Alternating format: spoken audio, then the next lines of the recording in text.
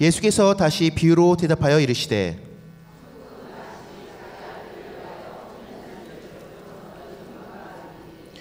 그 종들을 보내어 그 청한 사람들을 혼인잔치에 오라 하였더니 오기를 싫어하거늘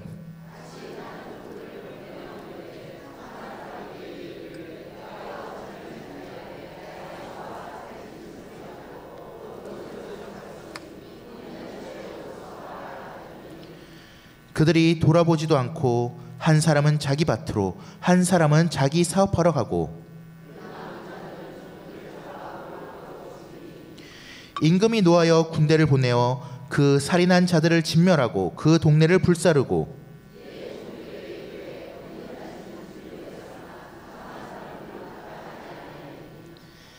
내거리 길에 가서 사람을 만나는 대로 혼인잔치에 청하여 오라 한대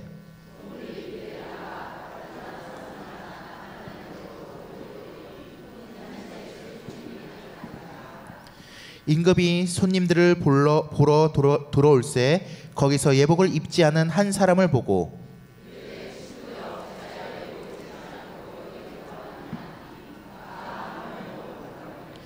임금이 사람들에게 말하되 그 손발을 묶어 바깥 어두운 데로 내던지라 거기서 슬피 울며 이를 갈게 되리라 하니라.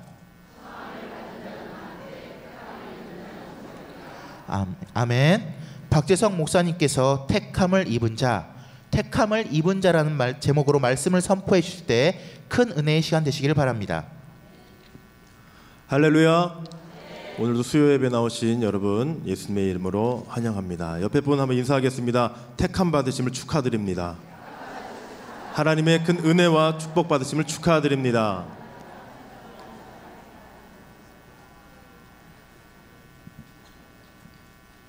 하나님의 크신 사랑과 은혜와 축복이 여러분의 삶 가운데, 가정 가운데, 직장 가운데, 모든 영역 가운데 가득 차기를 축복합니다.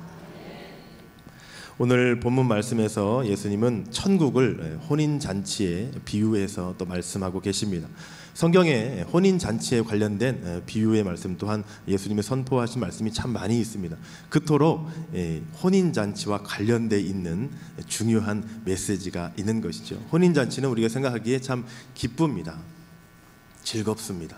행복합니다. 설레이기도 합니다. 그리고 그 잔치를 준비하기 위해서는 많은 시간 그리고 물질 여러 사람들이 동원되어서 준비를 해야 됩니다. 그만큼 중요한 의미가 있기 때문에 그런 것이죠. 오늘 본문 마태복음 22장 1절부터 함께 살펴보겠습니다. 1절에서 3절까지 다시 한번 보겠습니다. 예수께서 다시 비유로 대답하여 이르시되 천국은 마치 자기 아들을 위하여 혼인잔치를 베푼 어떤 임금과 같으니 그 종들을 보내어 그 청한 사람들을 혼인잔치에 오라 하였더니 오기를 싫어하거늘 했습니다. 당시에 혼인잔치를 할 때는 먼저 혼인잔치에 초대받을 사람들에게 언제 결혼식이 있는지 구두로 알려줍니다. 그리고 그날에 주인은 자기 종들을 보내어서 그 초대했던 사람들을 불러드립니다. 그때 얘기했던 혼인잔치 오늘입니다. 오늘 당신을 우리 혼인잔치에 초대합니다 라고 불러드리는 전통이 있었습니다. 그래서 오늘 본문에 나오는 임금도 잔칫날이 되자 이미 구두로 초대했던 사람들을 종들을 보내서 잔치 자리로 데려고 오는 그런 과정이 있었습니다. 천국은 기쁨과 축복의 축제인 혼인잔치와 같습니다. 이 혼인잔치에 초대받은 사람들은 선택받은 이스라엘 백성들입니다. 하나님은 그 백성들을 선택하셔서 천국 백성으로 삼고자 했던 것이었습니다. 본문 4절 말씀 보겠습니다. 다시 다른 종들을 보내며 이르되 청한 사람들에게 이르기를 내가 오찬을 준비하되 나의 소와 살찐 짐승을 잡고 모든 것을 갖추었으니 혼인잔치에 오소서 하라 하였더니 라고 했습니다. 임금은 적당히 이 잔치를 준비한 것이 아닙니다. 완벽하게 준비를 했습니다. 요한복음 14장 1절에서 3절에 이렇게 기록되어 있습니다. 너희는 마음에 근심하지 말라. 하나님을 믿으니 또 나를 믿으라. 내 아버지 집에 거할 곳이 많도다. 그렇지 않으면 너에게 일렀으리라. 내가 너희를 위하여 거처를 예비하러 가노니 가서 너희를 위하여 거처를 예비하면 내가 다시 와서 너희를 내게로 영접하여 나 있는 곳에 너희도 있게 하리라 하였습니다. 예수님은 우리를 위해서 완벽한 천국을 준비해 놓으셨습니다. 이제 사람들이 오기만 하면 되는 것입니다. 그런데 사람들이 거절합니다. 거부합니다. 잔치에 오기를 싫어합니다. 그들이 초청을 거절한 이유에 대해서 한번 살펴보겠습니다. 본문 5절과 6절 말씀입니다. 그들이 돌아보지도 않고 한 사람은 자기 밭으로, 한 사람은 자기 사업하러 가고 그 남은 자들은 종들을 잡아 모욕하고 죽이니라고 기록되어 있습니다. 돌아보지도 않고 생각도 안 하고 갈까 말까 고민도 안 하고 바로 그 자리에서 거부하는 그들의 모습을 보여줍니다. 이 말씀은 천국 혼인잔치에 초청된 그 사람들의 영적 상태를 보여줍니다. 그들은 이 초청을 귀하게 생각하지 않았습니다. 귀중하게 여기지 않았습니다. 소중히 생각하지도 않았습니다. 이 초청이 어떤 초청인데 그것을 그들은 등한히 여겼던 것입니다. 실제로 하나님의 종들이 예언을 무시했습니다. 귀를 막고 듣지 않았습니다. 마음을 닫고 강팍하게 행했습니다. 하나님을 섬기다가 우상 숭배로 돌아갑니다. 하나님보다 현실이 좋았고 물질적인 축복에 더 마음을 빼앗겼던 그들의 모습을 볼 수가 있는 것입니다.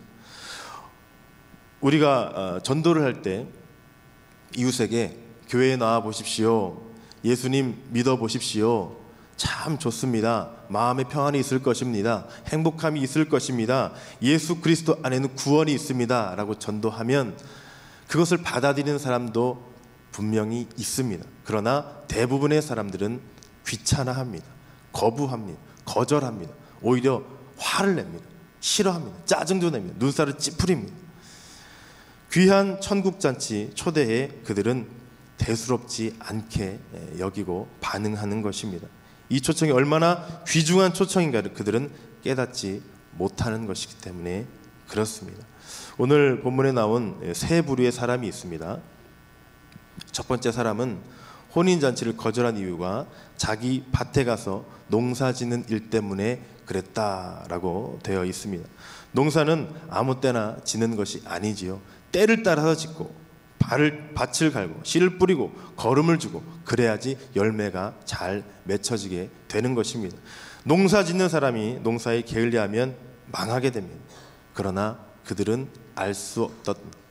그들은 알지 못했던 것, 그 농사 짓는 것보다 자기 직업보다 더 중요한 영적인 일이 있다는 사실을 몰랐습니다. 그리고 자신의 눈에 보이는 그 생업터전이 전부라고만 생각했던 그들의 어리석은 모습을 볼 수가 있습니다. 두 번째 사람은 자기 사업하러 가고라고 되어 있습니다. 사업자 떠났다고 했습니다. 어떤 계약을 위해서, 흥정을 하기 위해서, 그 사람과 뭔가를 체결하기 위해서 갔다고 되어 있습니다. 이곳저곳을 다니며 사람들 만나고 대접하는, 주일날도 교회에 나와서 예배해야 됨을 알지만, 하나님을 찬송해야 되고 하나님 앞에 나의 삶을 드려야 되는 것을 알지만 그렇지 않고 사람들 만나러 다닙니다. 바쁘게 다닙니다. 눈에 보이는 계약과 흥정이 하나님 예배하는 것보다 더 중요하다는 것입니다. 그들은 더 중요한 것, 영적인 세계를 깨닫지 못하는 사람들입니다. 야고보서 4장 13절 14절에 보면 오늘이나 내일이나 우리가 어떤 도시에 가서 거기서 1년을 머물며 장사하여 이익을 보리라 하는 자들아, 내일 일을 너희가 알지 못하는도다. 너희 생명이 무엇이냐? 너희는 잠깐 보이다가 없어지는 안개니라. 어리석은 사람들은 자기 생명의 것이 더 소중하다는 것입니다. 시간도 재물도 명예도 모두 자기의 것이라고 주장하는 것입니다. 하나님으로부터 본 그 모든 것이 다 내 것이라고 잘못 착각한 그 생각을 가지고 살아가는 것입니다. 노력과 배경으로 수단 방법 가리지 않고 일을 하는 것, 그것이 성공이라고 잘못 생각하는 우둔함이 그들에게 있었습니다. 오늘 6절 말씀에 있는 세 번째 사람은요, 남아있는 자들로서 초청하러 온 종들을 모욕하고 죽였다라고 되어 있습니다. 사실 결혼식에 초대했는데 결혼식에 오라고, 혼인잔치에 오라고 초대했는데 사람을 죽일 것까지야 없지 않습니까? 안 가면 되는 것을 죽일 것까지는 없습니다. 그런데 오늘 이 혼인잔치의 비유는 영적인 일들, 하나님의 나라, 천국에 관련된 비유를 하기 때문에 그렇게 된 것입니다. 실제로 기독교를 믿지 않는 집안에 결혼한 며느리들의 모진 핍박과 어려움과 사연들을 우리는 종종 보고 또 겪습니다. 믿지 않는 남편 때문에 교회에 나오고 싶어도 나오지 못하는, 날마다 눈물로 기도하고 정말 간절하게 하나님께 기도하며, 그리고 남편을 위해서 교회 나갈 것을 권고하지만 오히려 핍박은 더 심해지는 경우도 볼 수 있습니다. 그리고 실제로 예수 믿으면 감옥에 가고 예수 믿으면 죽음을 처하게 되는 그런 나라도 있습니다. 예수 믿다가 모진 고문을 당하고 모진 어려움을 당하고 생명의 위협까지도 느끼는 그러한 곳도 분명히 있습니다. 혼인잔치에 초대를 했는데 이곳이 좋다고, 당신들도 우리와 함께 하자고, 이곳에서 참된 구원이 있다고, 참된 평안이 있다고, 참된 기쁨이 있다고 그들에게 전하는데 그들을 능욕하고 모욕하고 죽이는 것입니다. 사실 이 혼인잔치는요, 임금이나 신랑을 위한 것이 아니라 초대받은 사람들을 위한 것입니다. 임금이 우리를 위해서 준비한 것입니다. 그것도 보통 준비가 아니라 완벽한 준비, 철저한 준비, 제대로 된 준비를 한 것입니다. 이 축제를 위해서 임금은 어떤 희생을 치렀는가? 자기 아들 예수 그리스도를 십자가에 못 박아 죽게 하는 대가를 치른 것입니다. 죄와 사단과 마귀와 싸워서 승리한 결과를, 하나님의 나라를 건설한 것입니다. 그러나 사람들은 이것을 깨닫지 못하고 이 초청에 그들은 거절했습니다. 거부했습니다. 예수님을 죽이고 모욕했습니다. 여기에 대해서 임금은 어떻게 태도를 취했는가? 두 가지 태도를 취했습니다. 본문 7절과 8절 말씀 보겠습니다. 임금이 노하여 군대를 보내어 그 살인한 자들을 진멸하고 그 동네를 불사르고, 이에 종들에게 이르되 혼인잔치는 준비되었으나 청한 사람들은 합당하지 아니하니 했습니다. 임금이 화가 나서 군대를 보냈습니다. 그래서 그 살인한 자를 진멸하고 동네를 불살랐다고 되어 있습니다. 실제로 메시아를 거부하고 능욕하고 십자가에 못 박아 죽인 이스라엘 사람들은 주후 70년 이후에 로마 군대에 의해서 비참한 패배를 당하게 됩니다. 또 하나 하나님의 은혜에 대한 거부는 심판으로 나타납니다. 주 예수를 믿으라, 그리하면 너와 내 집이 구원을 받으리라 하는 이 천국 초청에 적극적으로 응해야 되는 것입니다. 그런데 거절했던 그들은 어떤 일이 벌어졌는가? 돈 버는 일에, 시집가고 장가가는 일에, 내가 먹고 사는 일에 더 혈안이 되어 그것이 더 중요하다고 생각했던 그들은 어떻게 되었는가?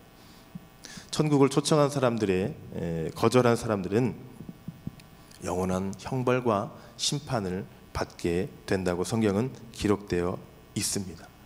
임금이 취한 또 하나는 이방인을 구원하는 것이었습니다. 9절과 10절 말씀 우리 함께 읽겠습니다. 시작.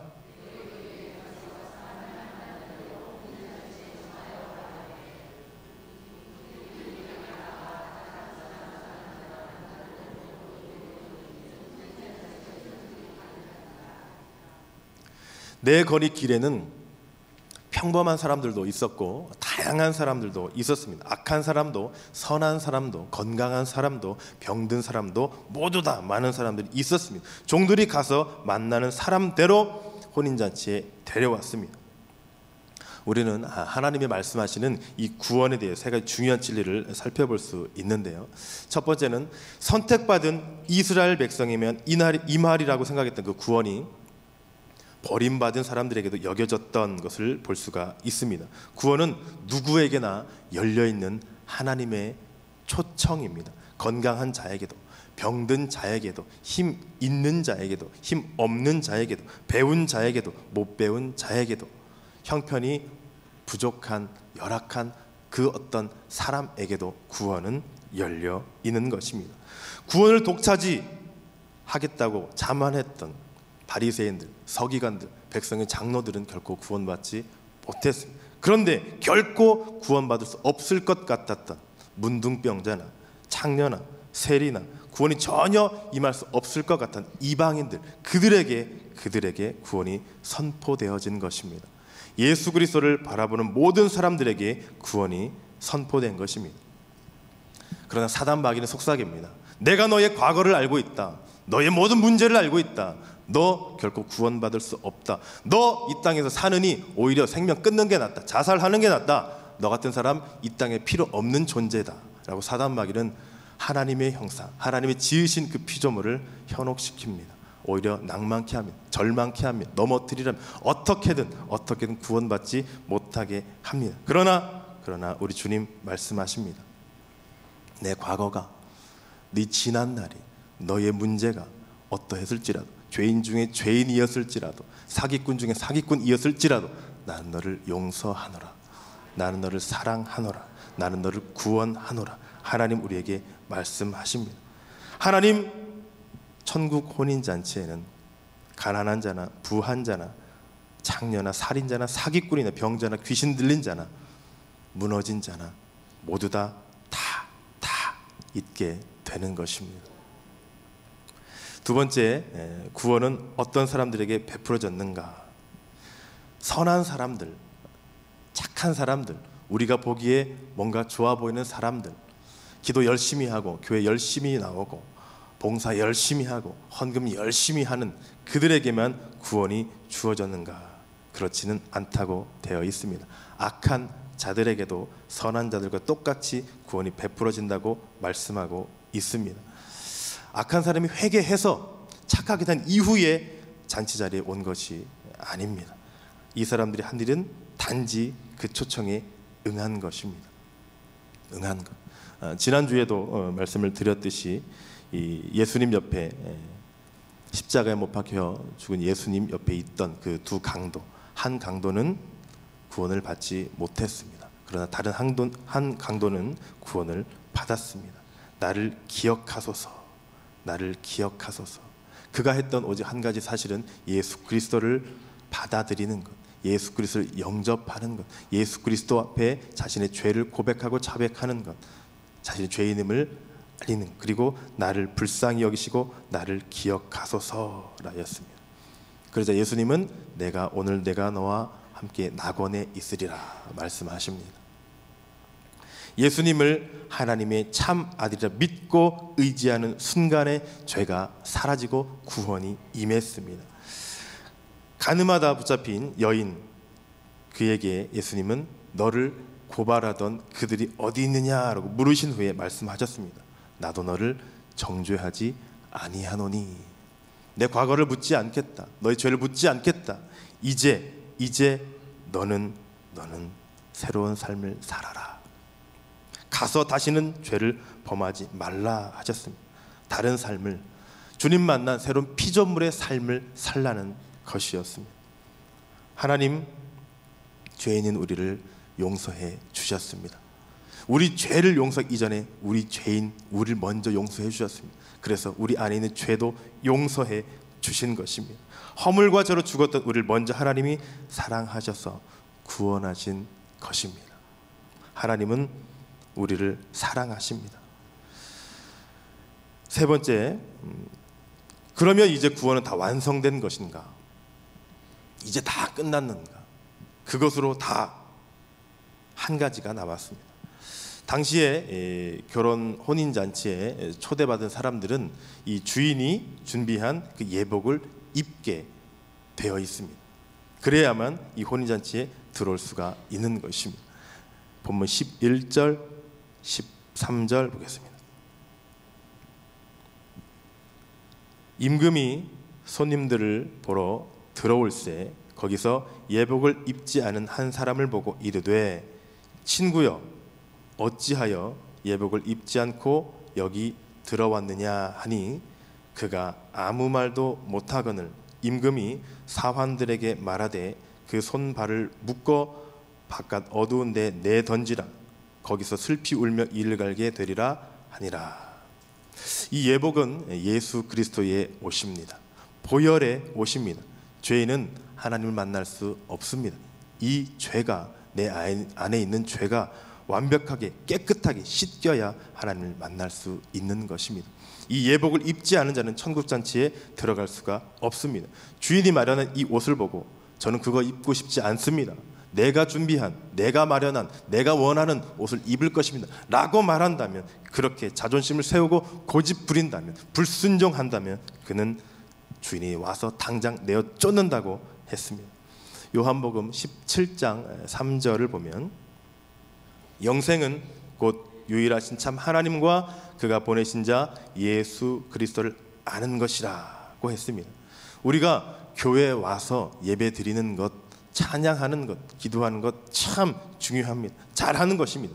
그러나 예복을 입지 않은 자는 우리는 결코 초청받지 못하게 되어 있습니다. 죄인의 모습으로는 하나님을 만날 수 없기 때문에 그렇습니다. 예수 그리스도의 보혈로 우리 죄를 정결하게, 깨끗하게, 완벽하게 씻어야 될 것입니다. 그래 하나님의 자녀가 되는 것입니다. 우리 보고 옷을 만들라, 네가 옷 만드는 기술을 익혀서 옷을 만들어 직접 입으라 하지 않습니다. 그저 하나님이 마련하신, 하나님이 준비하신, 하나님이 만드신 그 옷을 입으라 라고 말씀하십니다. 그 옷을 우리는 걸치기만 하면 되는 것입니다. 본문 14절 말씀에 청함을 받은 자는 많되 택함을 입은 자는 적으니라. 많은 사람들이 교회에 올 수 있습니다. 그 문턱이 그리 높지는 않습니다. 그러나 다 구원받는 것은 아닙니다. 우리 눈에는 그것이 잘 안 보입니다. 누가 구원받을 자인지, 누가 그렇지 못할 자인지. 그러나 하나님 눈에는 분명히 보입니다. 예복을 입는다는 것은 예수님이 나를 위해 십자가에 피 흘려 돌아가셨다는 그 사실을 믿는 것입니다. 우리가 믿는 것입니다. 예수 그리스도를 영접하는 것입니다. 그리고 예수 그리스도 그분 앞에 우리 죄를 자복하는 것입니다. 우리가 죄인입니다. 주여 용서하여 주시옵소서. 우리가 새롭게 되길 원합니다. 하나님이 베풀어진 그 구원을, 아멘, 감사합니다. 주여 내가 받겠나이다. 나를 기억해 주시옵소서. 나를 생각해 주시옵소서. 하나님의 나라에 내가 속하게 하여 주시옵소서. 능력은 어떤 힘이 아니라 내 안에 죄가 깨어지는 것, 더러움이 사라지는 것, 사단의 세력이 멀어지는 것, 없어지는 것을 말합니다. 기술과 지식, 그것이 능력이 아니라 죄가 사라지는 것이 능력입니다. 하나님이 임재하시는 것이 능력입니다. 하나님은 예수 그리스도의 보혈로 죄 씻음 받은 사람들을 기억하십니다. 생각하십니다. 그리고 그 사람들을 사용하십니다. 그를 통해서 성령의 능력이 나타나는 것입니다. 사도행전 3장을 보면 베드로가 안진뱅이를 일으킬 때 발과 발목에 힘을 얻고 걷고 뛰며 찬송하고 하나님께 예배했다고 되어 있습니다. 우리 그리스도인의 삶이 이런 것입니다. 억눌림과 양심의 가책과 죄악에서 벗어나서 자유와 기쁨과 생명의 삶을 우리가 누려야 될 것입니다. 예수 그리스도 그분과 함께 우리가 날아올라야 되는 것입니다. 청함을 받은 자는 많으나 택함을 받은 자는 적은 고로, 교회에 나오는 사람들은 많으나 구원을 받은 자는 적은 고로. 하나님 바라옵기는 우리가 다 구원받은 자가 되게 하여 주시옵소서. 하나님의 택함을 받은 자가 되게 하여 주시옵소서. 예수 그리스도의 살과 피가 있는 곳에 하나님의 생명이 있다고 하셨사오니 하나님의 생명이 있는 곳, 하나님의 능력이 있습니다. 그곳에 내가 거하게 하여 주시옵소서. 그저 교회만 왔다 갔다 하는 형식적인 바리새인과 같은 신앙이 되지 않게 하여 주시옵길 원합니다. 참된 구원을 받은 자, 그리스도 그분 안에 속해 있는 자가 내가 되게 하여 주시옵소서. 하나님 도와주시옵고 내 손 붙잡아 주시옵소서. 역사해 주시옵소서. 하나님 이끌어 주시옵소서. 간절하게 고백하며 기도하며 주 안에 속해 있는 우리 하늘비전 교회 모든 성도님 되시기를 축복합니다.